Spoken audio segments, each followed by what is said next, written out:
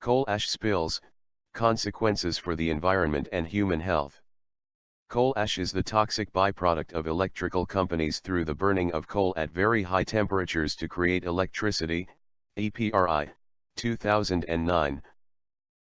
Coal ash would be labeled a brown crime according to White and Heckenberg, 2014, since it is a toxic waste byproduct.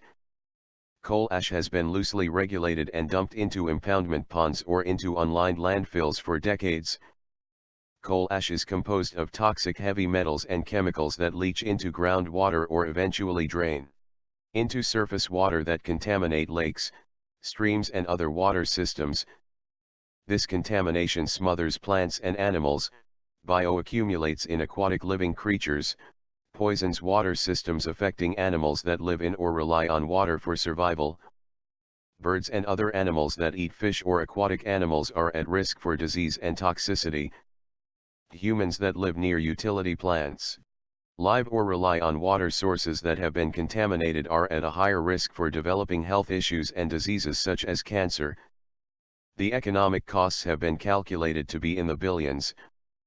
Policies and politics have played a major role allowing contamination to continue for many years under the influence of utility companies.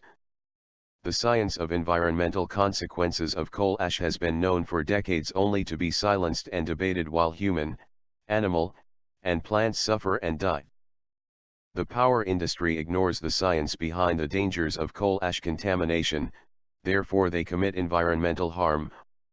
According to White and Heckenberg, 2014, environmental harm becomes a crime when an act is committed with the potential to create harm to ecological and/or biological systems with the intent of securing profits. Knowing the science, not correcting the issues to ensure no more contamination will result, and fighting the judicial system while not accepting blame make the power companies criminal against nature and human and non-human rights. Coal ash is made up of hydrogen and carbon, but it also consists of minerals such as clay, shale, quartz, and calcite, EPRI, 2009. Fly ash is lightweight particles that travel with the flue gas as it exits the furnace and moves from high-temperature combustion zone. Bottom ash has the consistency of coarse sand, or as large as rocks, and it contains higher amounts of carbon. Wind-blown ash is dried fly ash that blows into the air during disturbances. Wetting the area with water to control dust eventually becomes runoff which contaminates surface water. The following contaminants are a major concern for anyone exposed, whether they are human or non-human. According to Soucheray, 2014, long-term exposure at low doses of arsenic may increase risk for skin cancer and cancers of the kidney and bladder. Children exposed to arsenic are more likely to have lower IQs than average. Cadmium is more dangerous when inhaled and may cause lung problems, kidney malfunction, and high blood pressure. Lead can cause nervous system dysfunction, brain swelling, and possible kidney problems. Selenium has been found on many of the contaminated coal ash sites and spills. It bioaccumulates in the aquatic food chain, meaning that selenium contaminates plants or other small aquatic living beings, then medium fish eat the small aquatic creatures, and later a larger fish eats the medium fish. Later in the chain a bird, bear, or a human will ingest the growing toxic level of selenium in the fish they consume. Mercury accumulation is a major concern with eating contaminated fish for humans. Mercury can accumulate in the brain causing brain dysfunction, childhood developmental issues, and neurological disorders. Coal ash contamination is serious and happen more often than people realize. The Environmental Protection Agency, EPA, approximates that in the United States power industries produces 140 million tons of ash every year. Coal ash production is the most toxic waste industry according to the Clean Water Fund.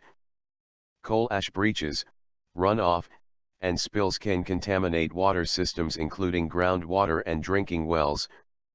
For this reason coal ash is considered water pollution.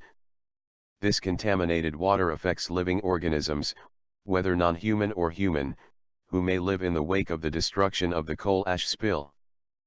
Analyzing the subject from an environmental harm perspective, the who that is harmed are all the organisms, animals that use contaminated water, and any non-human or human that are affected. The where and the scale are anywhere coal ash has been spilled, leached, or has affected the environment in a negative way such as water systems and drinking sources, and is at a national level. It has been mentioned that the United States of America has been setting the standard for the utilities industry, and since other developing countries follow the USA's lead, it will eventually could become an international problem. Lemley and Scarupa, 2012. The time frame has been since the first reported major collapse of a coal ash pond in 1967, at the American Electric Power Clinch Power Plant in Cleveland, Ohio, and the many years since coal ash spills have been contaminating the environment. Coal-sourced power plants in the USA produce 100 million tons of coal ash annually. AP Executive Summary, 2019, continued to state that for nearly a century, power plants have stored coal waste in unlined landfills and unlined waste ponds. These unlined areas do not contain a barrier between the toxic ash, soil, and groundwater. Underwater sources are then contaminated through leaks and seepage. Kingston, Tennessee was the major coal ash event in 2008 that speared public attention and caught major media coverage. This execrable deluge ruined homes and personal property, animal and human health and lives, as well as contaminating water in the surrounding lake, streams, and groundwater. In response to the Kingston 2008 dam break, the EPA proposed a rule to regulate coal ash under the Resource Conservation and Recovery Act, RCRA, in 2010. In 2015 the EPA created the Coal Ash Rule, the first federal regulation for disposing coal ash. Under the 2015 Coal Ash Rule, the EPA mandated limitations, created operating and design standards, required ground watering monitoring programs, and cleanup responsibilities for ash ponds and landfills, but it does not include ash dumps. This means any areas that stopped receiving waste before October 2015 are not under this rule. Under the Coal Ash Rule, the owners of the open sites must conduct an analysis looking for pollutants, detecting the earlier stated contaminants, and show that the contaminants are not coming from other sources than their sites. Under the Coal Ash Rule, a legal violation occurs if an owner found a significant excessive amount and did not correct the issue. The EIP, 2019, went on to state that the EPA is required by federal law to make sure that there is no reasonable probability of adverse effects to health or to the environment from disposal of ash. Therefore, the state should require residential well testing, rigorous groundwater standards for pollutants, and monitoring of nearby water sources to ensure water quality for future generations.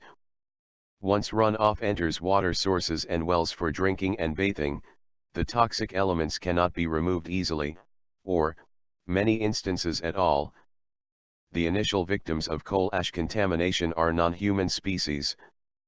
The bigger spills or breaks in dams cause sludge to travel down rivers or streams into lakes, suffocating water-breathing creatures. Once the sludge settles, it buries bottom habitats important to fish, mussels, and aquatic creatures and plants. The ash buries water inhabitants and foods that they eat. Vertebrates and invertebrates suffer from coal ash contamination through reproductive, behavioral, and physiological effects due to direct exposure and slow recovery of the cycling of contaminants within the water system. Some fish will stay in toxic ash sites and become poisoned, but many fish will leave the contaminated areas. This would lead to severe disruption of the natural ecosystem balance that may never fully recover. During certain seasons or stages of life, waterfowl and amphibians that depend on aquatic habitats are also affected. Shrimp, darters, and salamanders are extremely sensitive to contaminants, especially to selenium. These creatures are food for birds and other species of animals. Physical abnormalities such as spinal curvature, craniofacial defects, fin irregularities, eye abnormalities, and edema have been reported in fish. fish and wildlife changes continued to emerge during the 1980s and 1990s. According to Lemley and Skarupa, 2012, surface impoundment of coal ash unnecessarily jeopardizes fish and wildlife populations, causing long-term environmental damage, and results in high economic costs. In the context of green criminology under justice conceptions of harm, aquatic and aquatic-dependent species animal rights and species justice in which environmental harm is done by utility companies, harm is definitely being done to aquatic species, and aquatic-dependent species, as they are suffering abuse from said companies due to the damaging effects that coal ash has done to different species and the environment they live in. The human side of the story is just as woeful. After coal ash breaches or spills, people fear for their health. Some individuals leave homes out of fear of becoming sick, while others stay because they think they have no other option. Cancer clusters have been reported in areas such as Hazleton, Pennsylvania, where people live near coal-fired plants. A rare form of blood cancer has been reported called polycythemia vera cancer, PVC. It is an acquired cancer. This means that it comes from the environment. In Juliet, Georgia, there have been cancer clusters in neighborhoods close to the power plant. According to Dr.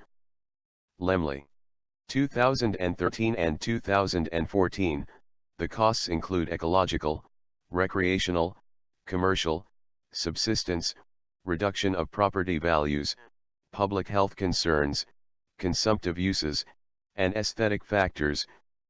He went on to mention that each species of fish have more than one value, and if one is lost, all of the values are lost. From an environmental justice and human rights perspective, which emphasizes environmental harm as being viewed from the lens that focuses on human health and how people are affected by particular types of production. Here it is the production of energy.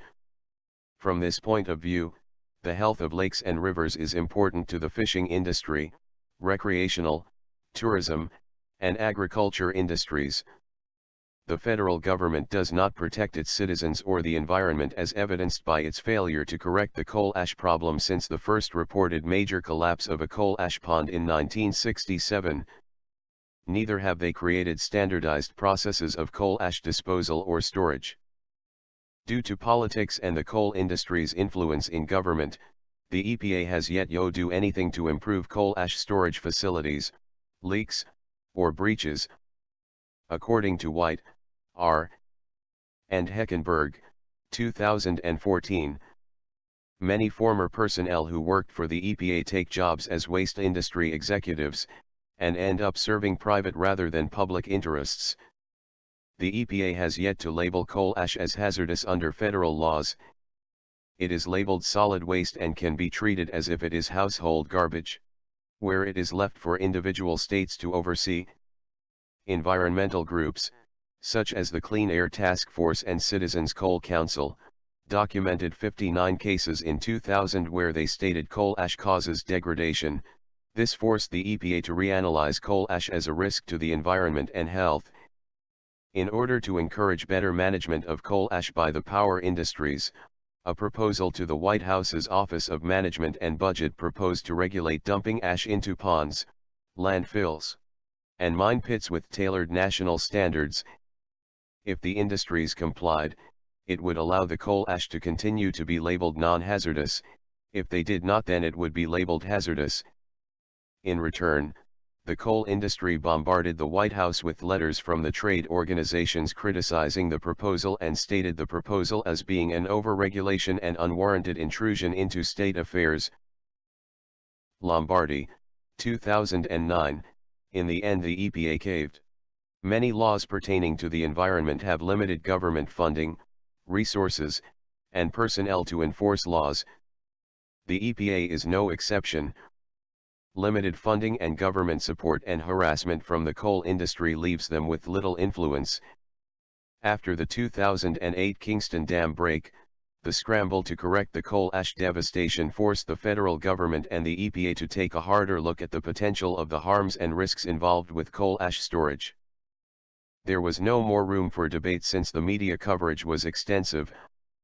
Another spill of 39,000 tons of coal ash in 2014 on the Dan River in Eden, North Carolina created more media coverage and more environmental activists' voices were heard, and public outrage began. A regulatory approach has been taken on this issue. This means that many different agencies are being utilized to help bring the issue attention to help prevent more damage and curtail environmental harm.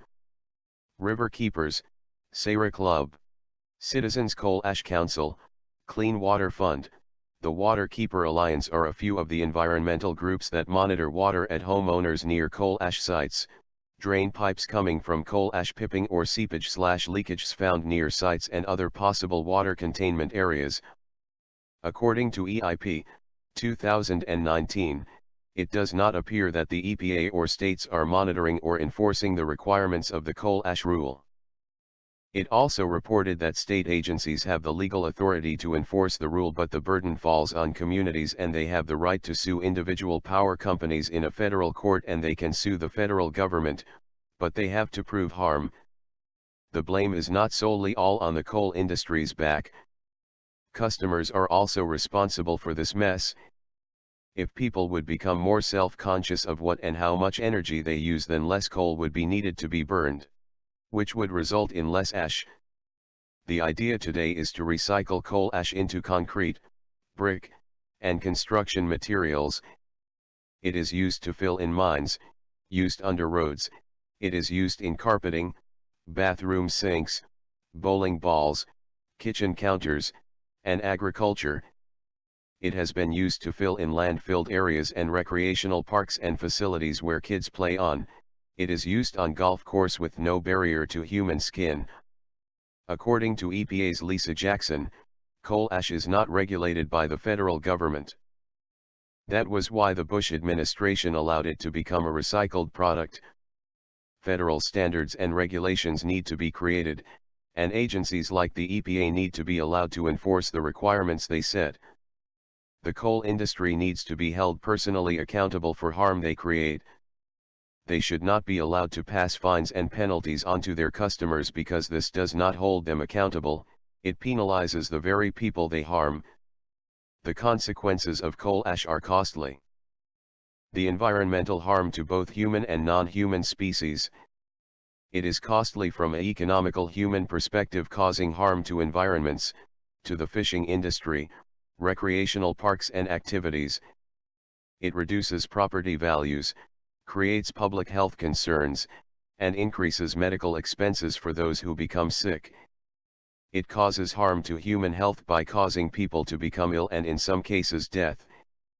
It causes harm to non-human creatures by causing deformations and reproductive issues that have been shown to affect future generations of species. The EPA and the government must do a better job at protecting the environment and protecting both human and non-human organisms. Our future depends on it.